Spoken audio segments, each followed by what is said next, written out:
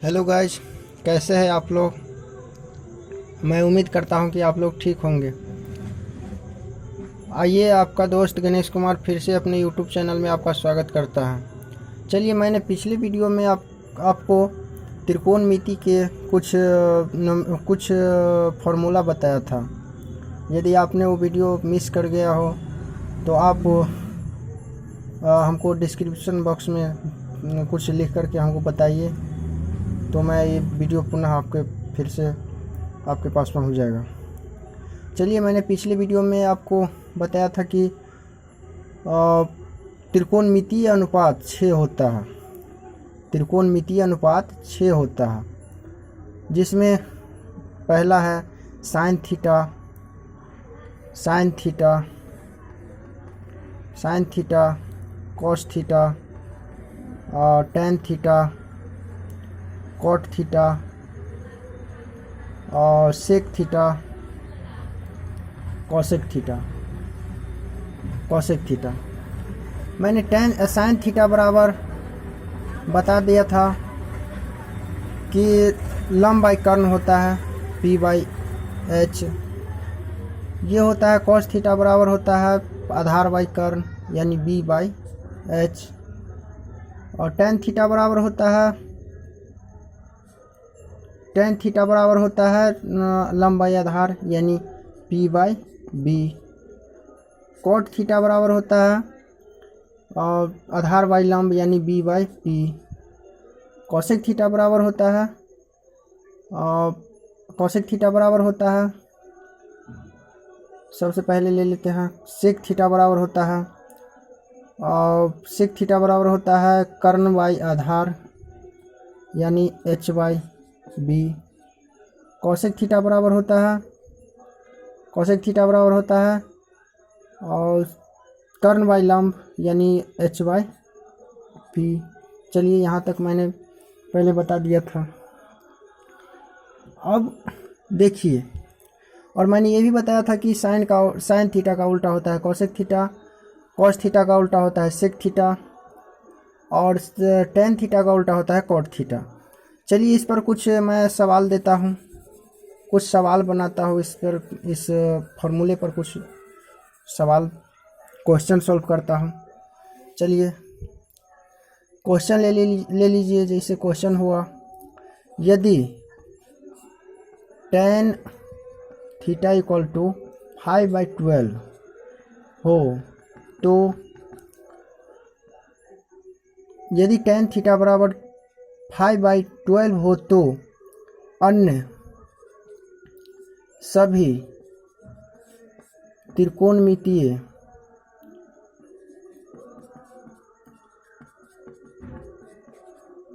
अनुपात निकालें।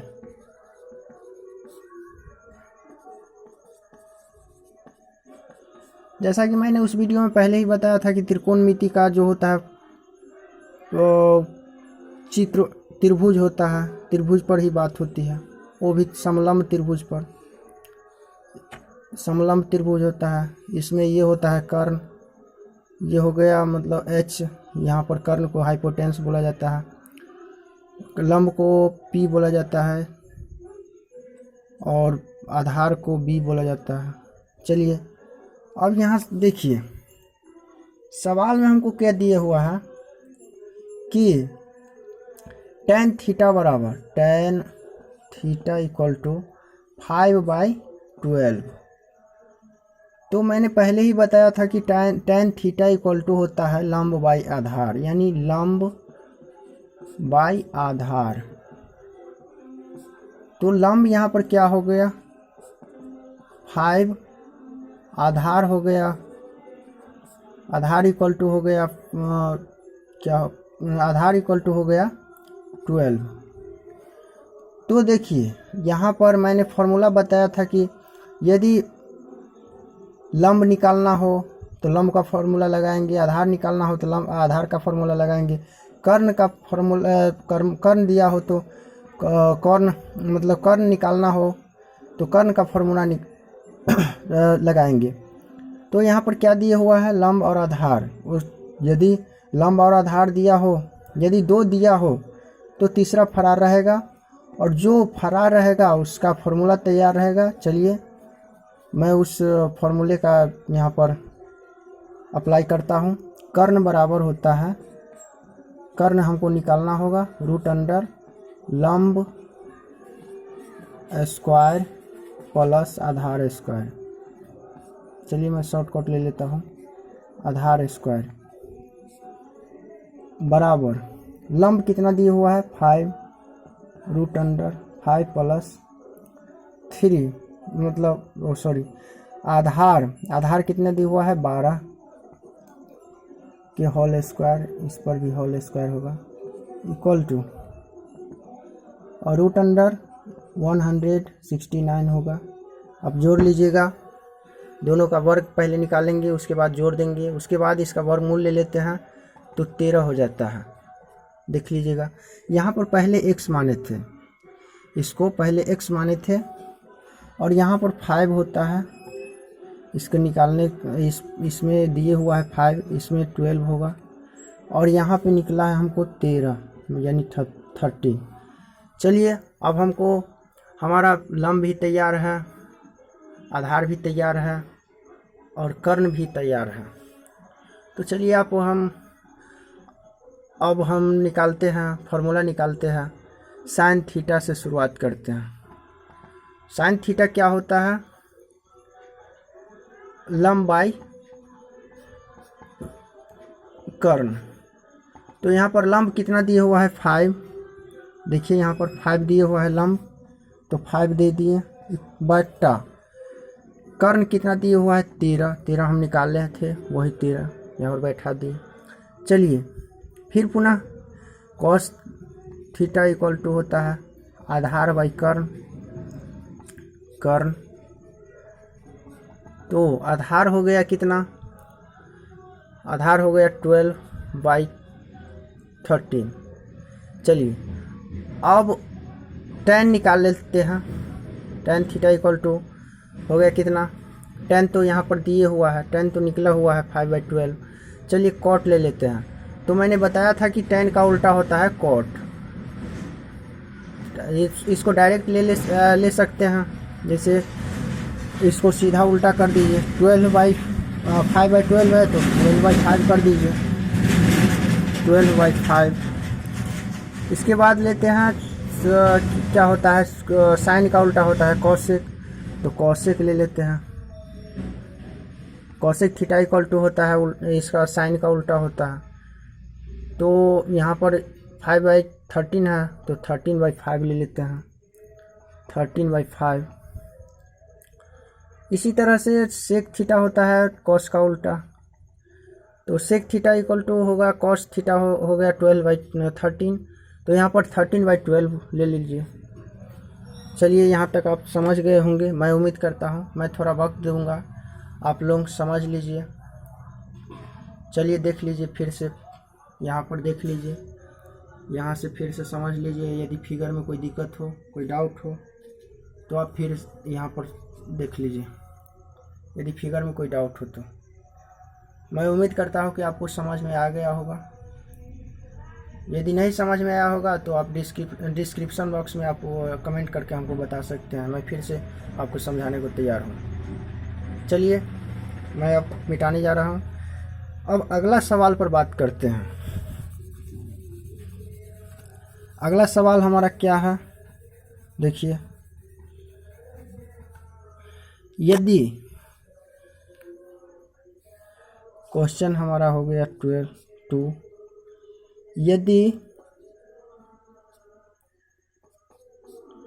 यदि 5 tan, मान लीजिए यहाँ पर 5 cot A इक्वल टू 12 हो तो अन्य सभी त्रिकोणमितीय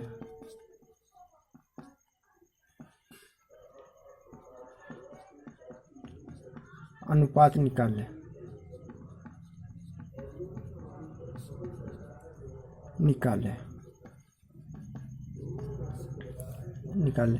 देखिए यहाँ पर हम इसका भी फिगर वही सेम बनेगा, इसका भी फिगर सेम बनेगा, इसमें भी आधार होगा, कर्ण होगा, लंब होगा। चलिए यहाँ पर P, यहाँ पर H, यहाँ पर B, यहाँ पर B। तो देखिए यहाँ पे हमको क्या दिया हुआ है, दिया है क्या हमको 5 cot A इक्वल टू 12। तो यहाँ पर देखिए किसी भी त्रिकोणमितीय अनुपात में पीछे में जो भी संख्या हो या कोण लगा हो वह बराबर के बट्टा में जाता है।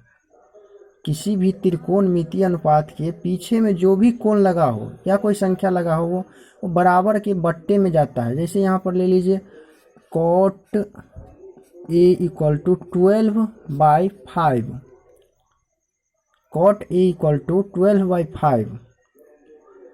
तो यहाँ पर देख लीजिए, और cot A यहाँ पर मैंने उस फॉर्मूले में बताया था थीटा, यहाँ पर ए दिए हुआ है। तो यहाँ पर कोण ए में हो या बी में हो या थीटा में हो कोई उससे मतलब नहीं बनता है, उससे कोई फर्क नहीं पड़ता है। चलिए cot A इक्वल टू होता है, cot A का फॉर्मूला आप जानते होंगे कि cot थीटा इक्वल टू होता है, cot थीटा इक्वल टू होता है आधार बाई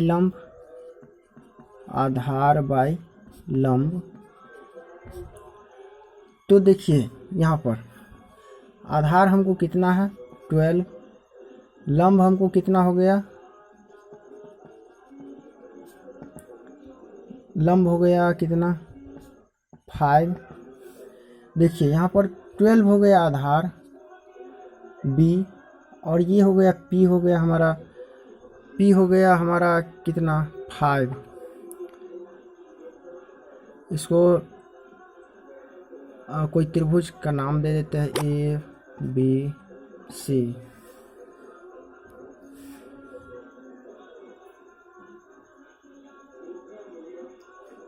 चलिए अब हमको फॉर्मूला तैयार है हमारा। कर्ण बराबर होता है बराबर रूट अंडर लंब स्क्वायर प्लस आधार स्क्वायर